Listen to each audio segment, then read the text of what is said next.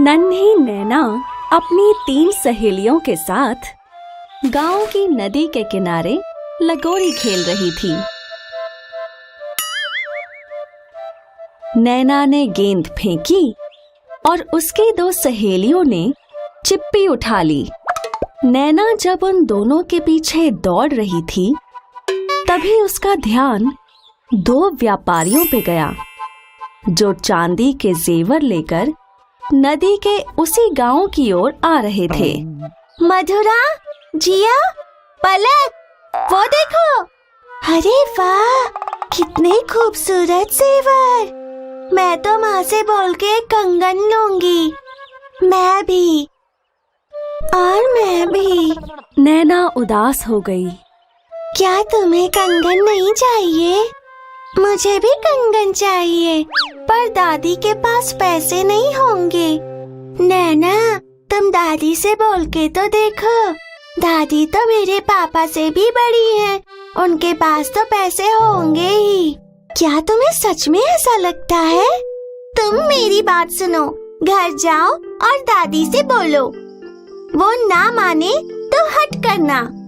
आखिर तुम्हारा रोना धोना देखकर वो तुम्हें भी कंगन दिला ही देंगी। ठीक है, अभी घर जाके दादी से बात करती हूँ। नैना वहाँ से दौड़ते हुए निकली। उसका ध्यान नहीं था और उसने राह चलती हुई एक मोटी मौसी को धक्का मार दिया और वो खुद जमीन पर गिर गई। अरे ओ नैना, आंखें हैं या टमाटर? मैं तुम्हें दिखाई नहीं दे रही क्या? माफ कर दो मौसी, थोड़ी जल्दी है। पता नहीं आजकल के बच्चों को इतनी जल्दी क्यों रहती है। नैना हांफते हुए अपने घर पहुंची। दादी, दादी! क्या हुआ नैना? वो गांव में जेवर बेचने वाले व्यापारी आए हैं। वो तो हर साल आते हैं, इसमें कौन सी नई बात है? मुझे भी कंगन चाहिए। नैना, तुम्हें तो पता है कि हमारे पास इतने पैसे नहीं हैं।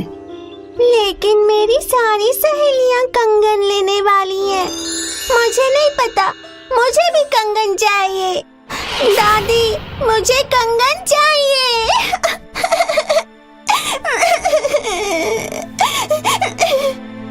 नैना ने रोना शुरू कर दिया। नैना की हठ देखकर दादी उसके पास आई। बेटा, हमारे पास पैसे नहीं हैं, कोई कमाने वाला भी नहीं है।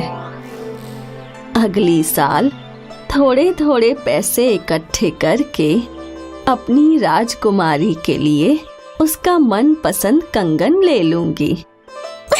नहीं दादी, मुझे कंगन चाहिए।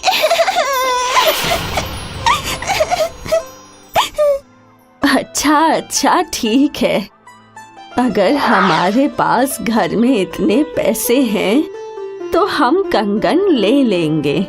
चांदी के जेवर के व्यापारी गांव में अलग अलग घूमकर जेवर बेचने लगे। भुवन गांव में घूमते हुए ग्राहकों को बुला रहा था।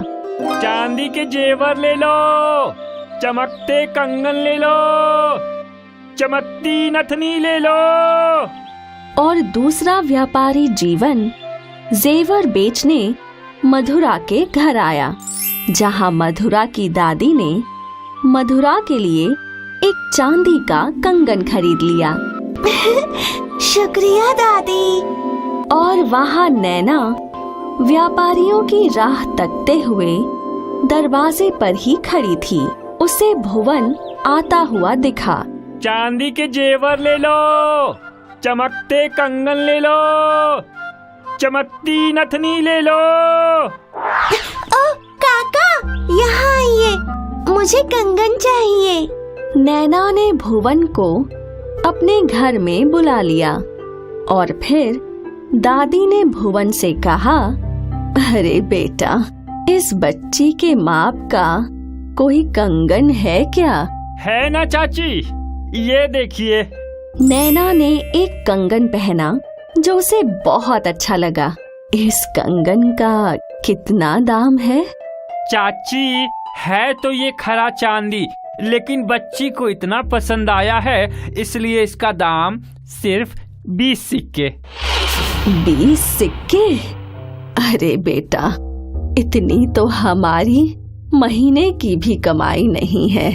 अरे चाची, जब कंगन खरीदने के पैसे नहीं है तुम्हारे पास, तो मुझे रुकाया ही क्यों? खाली पीली मेरा टाइम खराब कर दिया। इतने समय में तो मैं 2 और कंगन बेच लेता। भुवन निकलने ही वाला था और वहाँ नैना उदास हो गई। नैना की रोती हुई शक्ल देख दादी बोली, रुको बेटा, ये देखो, ये मेरा कंगन है। क्या इसके बदले तुम बच्ची के लिए कंगन दे सकते हो? भुवन ने वो कंगन अपने हाथों में लिए। उस पे कुछ काली परतें चढ़ी हुई थीं। भुवन ने नाखून से उन परतों को खुरेदा तो उसे दिखा कि वो कंगन खरे सोने का था। अरे बाप रे, ये कंगन तो खरे सोने का है। लगता है बुढ़िया को ये पता नहीं है। क्यों न मैं इस कंगन को कौड़ियों के भाव खरीदूं? ये तो बिल्कुल व्यर्थ है, ये बिल्कुल काला हो चुका है। इसके बदले में बच्ची को कंगन नहीं दे सकता, लेकिन कानों की बाली जरूर दे सकता हूँ। लेकिन मुझे तो कंगन ही चाहिए। मैं तो सिर्फ बाली ही दे सकता हूँ। हाँ। दादी ने नैना की ओर देखा और भुवन वहाँ से चला गया। भुवन घर से बाहर निकला। थोड़ी देर में वापस आके सौदा कर लूंगा। वाह, आज तो सोने का कंगन मिलेगा। भुवन वहाँ से चला गया और नैना फिर दरवाजे पर खड़ी हो गई। कुछ देर बाद जीवन वहाँ पहुँचा। जेवर ले लो, चांदी के जेवर ले लो। ओ काका, यहाँ आइए, मुझे कंगन चाहिए। एक बार फिर दादी व्यापारी से बात करने लगी। बेटा, मेरे पास तो इतने पैसे नहीं हैं जिससे मैं एक चांदी का कंगन ले सकूं। ये देखो, ये मेरा कंगन है।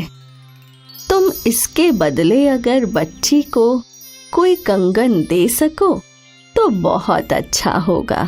जीवन ने वो कंगन देखा और उसे खरीदी हुई जगह पर खरा सोना दिखा। मौसी, मौसी, ये तो खरा सोना है। तो क्या आप इसके बदले मुझे कंगन देंगे? इसके बदले तो मैं तुम्हें ये सब दे सकता हूँ। ठीक है बेटा, तुम्हें जो उचित लगे वो मुझे इस कंगन के बदले दे दो। जीवन ने दादी को 100 सिक्के और सारे जेवर दे दिए। नैना की खुशी का तो ठिकाना ही नहीं रहा। वो खुशी से कूदने लगी। जीवन वहाँ से चला गया।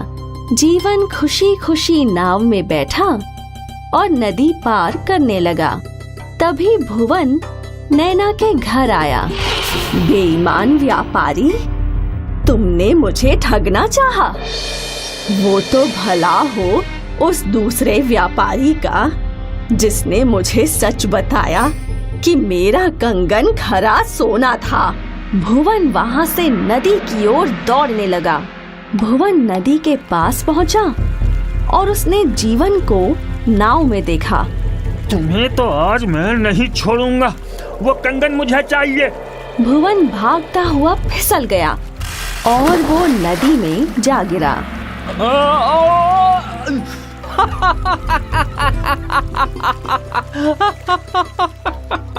इसलिए कहते हैं कि ईमानदारी ही सबसे अच्छी नीति है।